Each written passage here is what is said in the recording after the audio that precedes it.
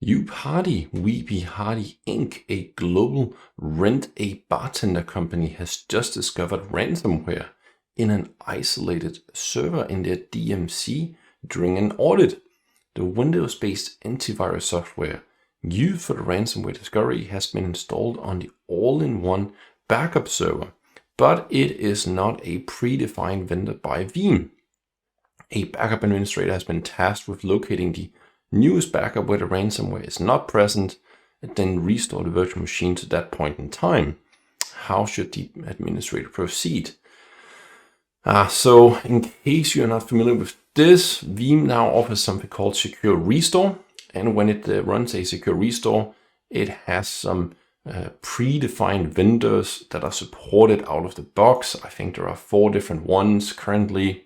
And by memory, I would say it's probably Windows Defender, ESXi not 32, and then I can't even remember the other ones.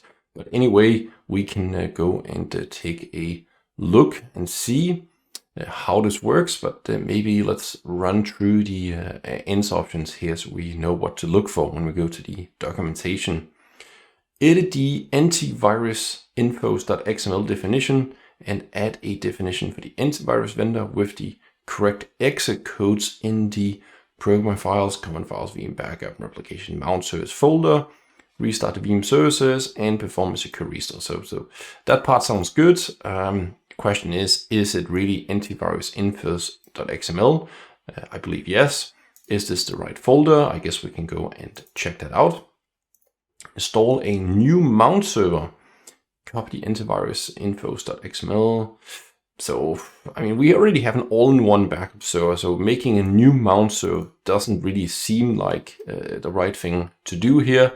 It would only be, let's say, for example, if you wanted to separate it out for some reason, but since they literally are doing an all-in-one installation here, I would say that makes sense.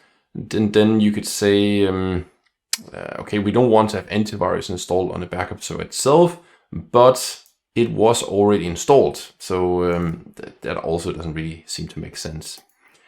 Then here we're basically editing it, putting it in, and then doing the restore. So similar to this one, but we are not restarting the services. So that's potentially the similar one here. So install new mount server. So this is again a new mount server. I don't see any reason why we need a new mount server, so I'm actually just going to skip this altogether. Open a Veeam support ticket to have the new antivirus infos.xml definition created. This should not be a support ticket. So what we really need to figure out here is we definitely need to do something with these exit codes here. But let's go and take a look in the user guide. So Veeam user guide secure restore. Plup. Okay, so then it tells us it's going to do the scanning and so on. So let's go here. Antivirus XML configuration file. Great. Oh, and here we see the 10. So ESXi, Windows Defender, Symantec, and Kaspersky. Okay, so we see it's actually called antivirus infos.xml. Let's go and see. So that's the name we had up here, down here, down here. Yeah, okay, so no tricks with the name of the XML file, that's okay. Where was it supposed to be? Program files, common files, Veeam, backup replication, mount service. Yes. Backup replication, mount service folder. Yeah, so the path also seems to be okay in all of them. So let's take a look. What do we have inside? In case you haven't seen it before. So there's like sections for each of these predefined vendors. And what it actually needs to know is, okay, some kind of name. That name doesn't really matter. This is just for you. And then where is it actually stored? Yeah, so how do we actually execute this file here? Then we can see something about where is some registry information here to the executable service name.